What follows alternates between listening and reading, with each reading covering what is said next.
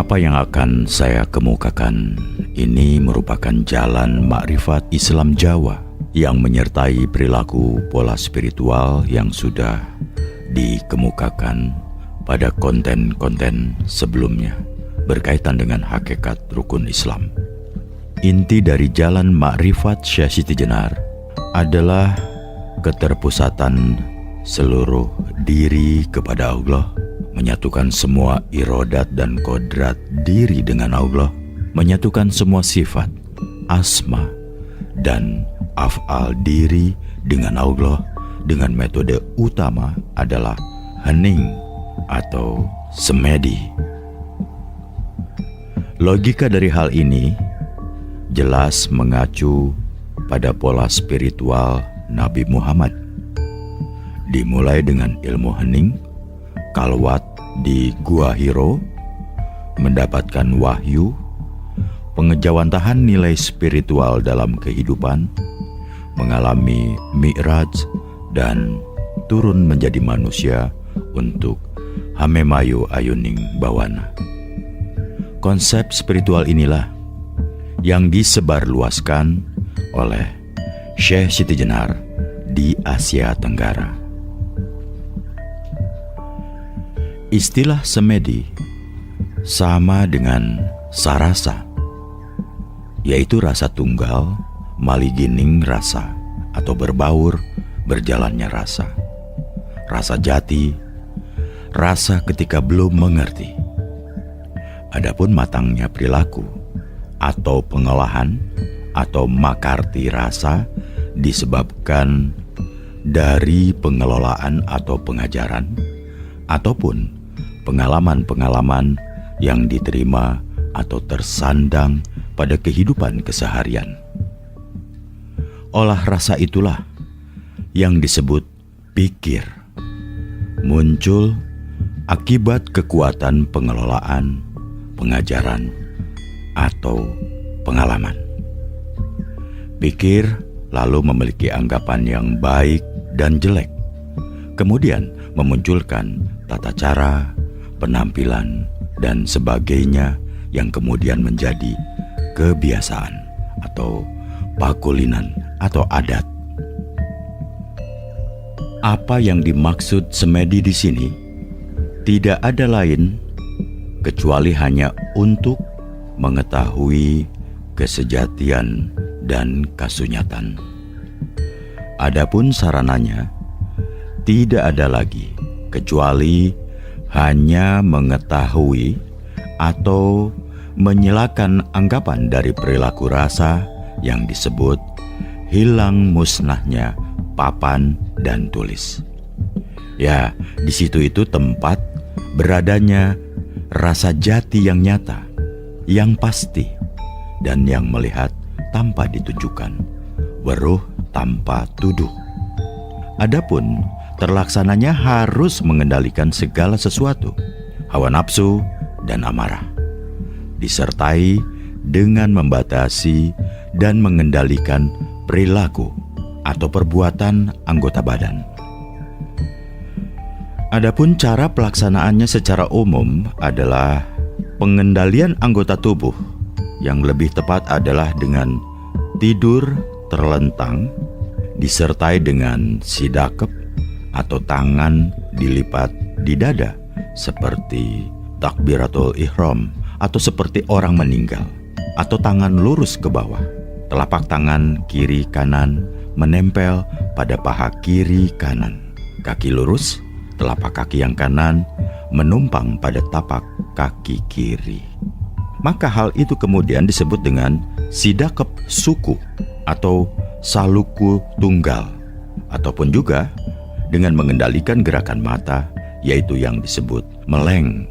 Lelaku seperti itu dilakukan bagi yang kuasa yang mengendalikan gerak bisik cipta atau gagasan, ide, olah pikir, serta mengikuti arus aliran rasa. Adapun pancarnya atau arah pusat penglihatan diarahkan dengan memandang pucuk hidung keluar di antara kedua mata, yaitu di papasu. Sedang penglihatannya dilakukan harus dengan memejamkan kedua mata. Selanjutnya adalah menata keluar masuknya nafas seperti nafas ditarik dari arah pusar, digiring naik melebihi pucuk tenggorokan hingga sampai di susuhunan atau embun-embunan atau ubun-ubun. Ditahan beberapa saat, proses penggiringan atau pengaliran napas ibarat memiliki rasa mengangkat apapun. Namun sesungguhnya seperti yang kita angkat itu adalah mengalirnya rasa yang kita pepet dari penggiringan napas tadi. Kalau sudah terasa berat penyanggaan atau penahanan napas, kemudian diturunkan secara pelan-pelan. Lelaku seperti itu yang disebut sastra cetak. Maksudnya, sastra adalah tajamnya pengetahuan, sedang cetak adalah mantapnya suara di pita suara, atau cetak di ujung dalam dari lidah mulut kita. Maka disebut demikian ketika kita melaksanakan proses penggiringan napas melebihi dada dan kemudian naik lagi melebihi cetak hingga sampai ubun-ubun. Kalau napas kita tidak dikendalikan dan hanya menurutkan jalannya napas sendiri, tentu tidak bisa sampai di bun-bunan atau embun-embun. Hal itu karena jika sudah sampai di tenggorokan, langsung turun lagi. Apalagi yang disebut daiwan atau dawan, yang memiliki maksud mengendalikan keluar masuknya napas yang panjang dan disertai dengan sareh atau kesadaran penuh dan utuh, serta mengucapkan mantra yang diucapkan dalam batin, yaitu ucapan hu, disertai dengan masuknya napas, yaitu penarikan napas dari pusar naik sampai ke ubun-ubun. Kemudian ya, disertai dengan keluarnya napas, yaitu turunnya napas dari ubun-ubun sampai di pusar. Naik turunnya napas tadi melebihi dada dan cetak atau pita suara. Adapun hal itu disebut sastra cetak, karena ketika mengucapkan dua mantra sastra hu, ya, keluarnya suara hanya di batin saja. Juga kelihatan dari kekuatan cetak atau tenggorokan.